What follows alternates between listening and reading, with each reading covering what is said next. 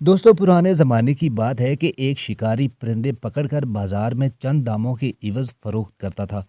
एक दिन उस बाजार में एक नेक दिल आदमी का गुज़र हुआ तो उसने सोचा कि इन आज़ाद परिंदों को कैद करना तो बहुत बड़ा गुनाह है। इसलिए उसने इन परिंदों को आज़ाद करने का सोचा और शिकारी से सारे परिंदे खरीद लिए। लेकिन आज़ाद करने से पहले उसने सोचा कि ये शिकारी तो फिर इन परिंदों को पकड़कर कैद कर लेगा। इसलिए वो सब परिंदों को घर ले गया और वहाँ उनको चंद अल्फाज सिखाने शुरू कर दिए कि हम सैर करने बाग नहीं जाएंगे, अगर बाग गए तो शाख पर नहीं बैठेंगे, और अगर शाख पर बैठ भी गए तो जैसे ही शिकारी आएगा हम उड़ जाएंगे। एक अरसा मेहनत के बाद वो नेक दिल आदमी अपनी इस मेहनत में कामयाब हुआ और परिंदे वो बोली बोलने लगे। नेक दिल आदमी बहुत खुश हुआ कि वो अपने मकसद में कामयाब हुआ और उसने एक एक करके सारे परिंदे आज़ाद कर दिए।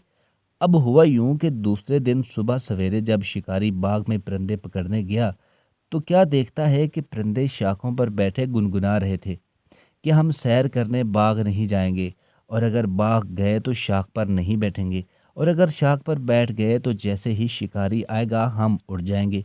शिकारी ये देखकर बहुत खुश हुआ कि अब तो इन परिंदों की वो मुंह मांगी कीमत वसूल कर सकेगा, और यूं उसने वो परिंदे पकड़े और महंगे दामों फरोख्त कर दिए। परिंदों ने तो सिर्फ अल्फाज रट लिए थे, उनको क्या मालूम था कि बाग क्या चीज़ है, शाख किसे कहते हैं, और शिकारी किस बला का नाम है, और उड़ना किसे कहते हैं। हम मुसलमानों का भी आजकल कुछ यही हाल है। कुरान को हम समझते नहीं तो सीनों में उतरेगा कैसे।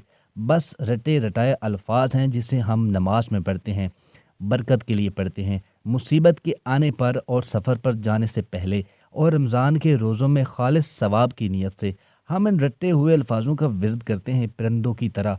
हमें भी कानून के इस किताब की समझ ही नहीं कि अल्लाह ताला ने इसमें हमसे क्या मुतालबात किए हैं, कौन से अहकामात दिए हैं और किन चीज़ों से रोका है, कामयाबी के रमूज़ क्या हैं और खसारे का रास्ता कौन सा है, हमारा दोस्त कौन है और हमारा दुश्मन कौन है। जब ये हाल होगा तो शिकारी हमें देखकर खुश भी होगा और अपना गुलाम भी बना लेगा।